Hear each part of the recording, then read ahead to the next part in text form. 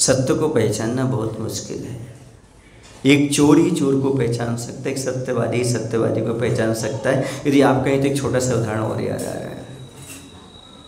एक बार एक व्यक्ति,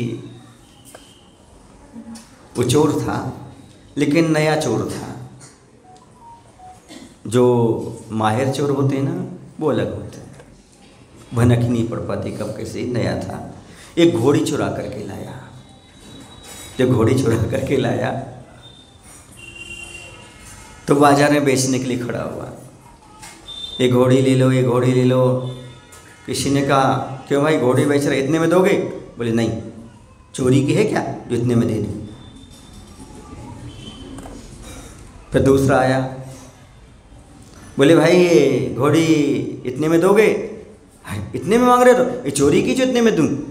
ये एक माहिर चोर सुन रहा था, वो पकड़ गया। ये बार बार क्या बोल रहा है?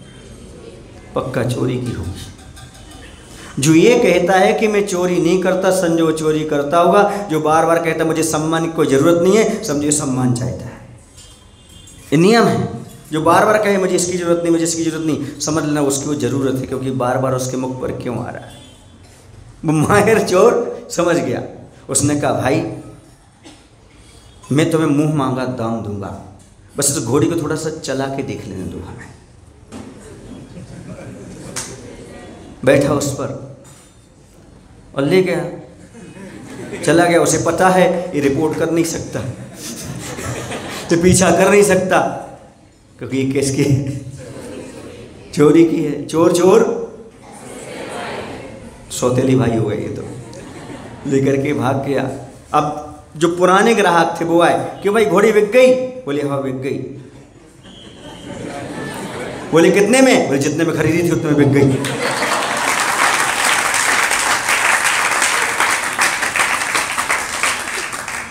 आपने ताली बजा दी, मुस्कुरा दिया, किस पर?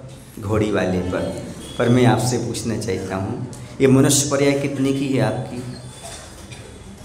ये मनुष्य पर्याय कितने की है आपकी?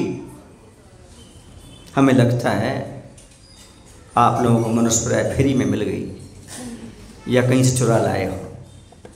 जो भगवान का अभिषेक पूजन नहीं करते, व्रत नियम संयम नहीं पालते, ऐसा लगता है वो चोरी की मनुष्य पर्याय है। और कैसी जाएगी अंत में?